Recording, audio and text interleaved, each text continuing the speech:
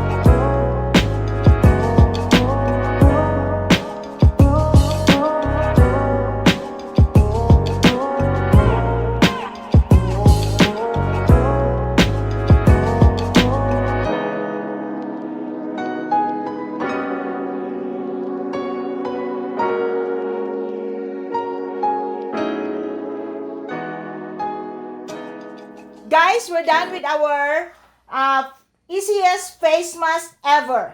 So as you can see, during our demonstration in making this face mask, there's a filter pocket inside, and no need for nose sewing, and also no need for glue gun. We'll just use the elastic.